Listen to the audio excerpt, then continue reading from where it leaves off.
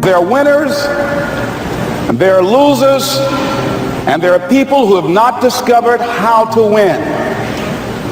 And all they need is some coaching. All they need is some help and assistance, just a little support. All they need is some insight or a different strategy, a plan of action to make some adjustments that will open up the key to a whole new future for them, that will give them access to the unlimited power that they have within themselves. That's all that they need. So what I want you to do is think about something you want for you, that's real for you, that's important for you, that will give your life some special meaning and power. And I don't even want you to say, I can do that. I don't want you to assume that. See, 5 years ago when I started out in this area, I would not have been able to make the mental leap that I would be up to where I am right now. I don't want you to begin to just psych yourself out. No. I want you to be able to say something to yourself that will enable you to maintain a level of integrity with yourself. That when you say this, even when you face tremendous setbacks, it will be a benchmark to keep you in the game, to keep you moving forward and experimenting and readjusting your strategy and your plan of action, continuously looking for ways to win. So what is that something?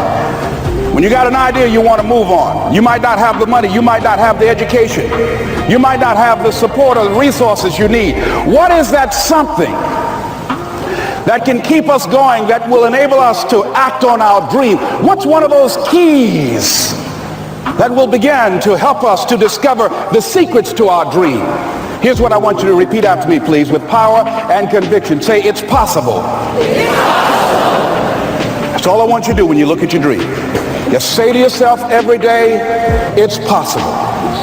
Just say that every day to yourself, it's possible. Because what does that do? See, it begins to change your belief system.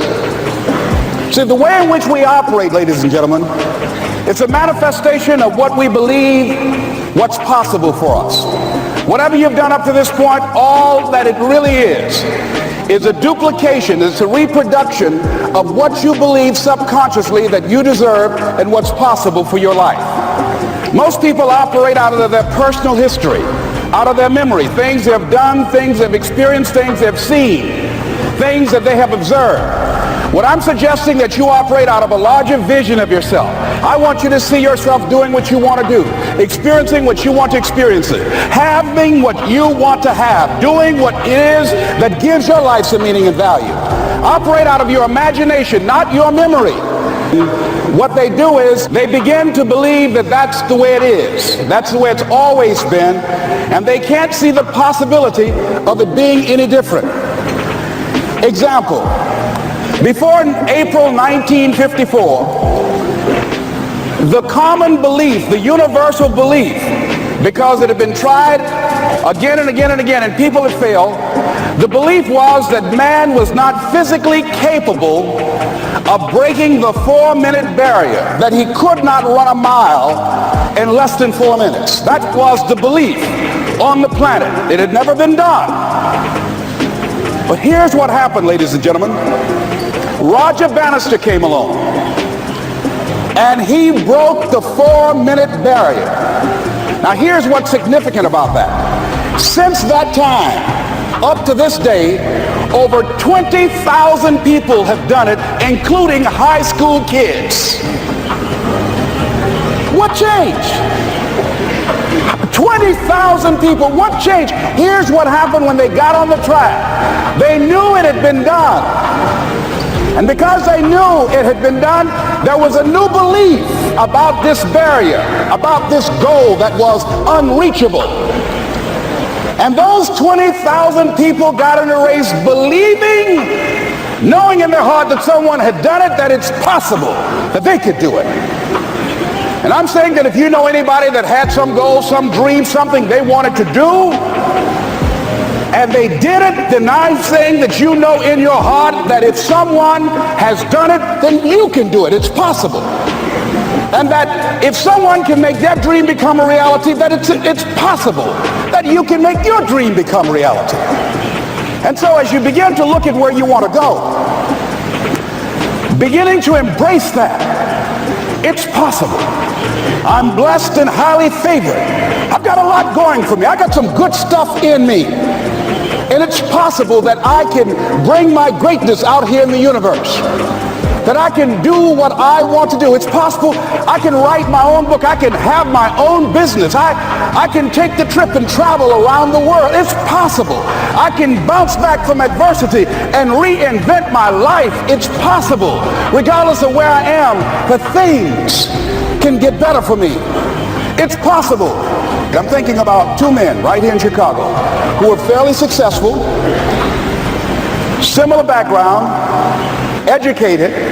They worked for a corporation for many years, and they were among many people that were laid off. Two guys who were very good friends. One went out looking for a job for several weeks along with the other one, and they faced disappointment and rejection again and again and again. They couldn't find any work, which is the story of many people across this country. One guy stopped. He became discouraged. He stopped going. He stayed home looking at television, became very argumentative and toxic with his wife, drinking beer, getting on the phone, talking to his other negative, unemployed friends.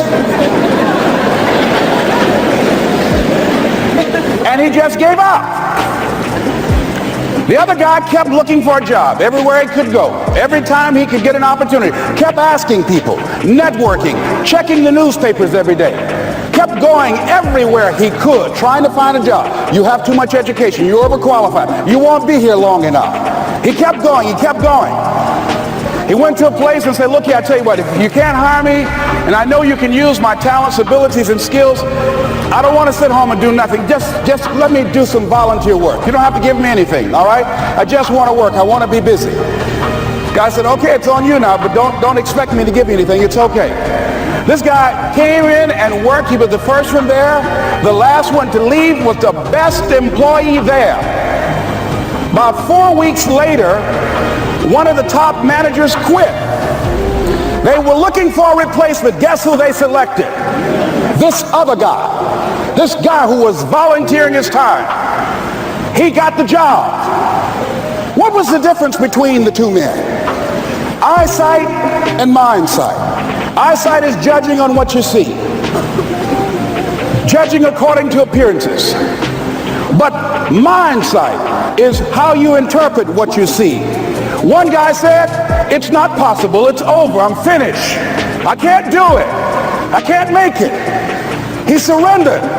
I've faced rejection again and again. I'm not going anymore. There are no jobs out there. But this other guy, he felt that in spite of the no's and rejections, in spite of how bad the economy is, in spite of what the newspapers are saying, that it's possible that somebody somewhere will give me a job. He just kept going, thinking it was possible. And guess what, ladies and gentlemen? That's what we have to do with our dreams. Because things happen to you in life that you can never, ever anticipate. And many times when those things happen, you want to give up.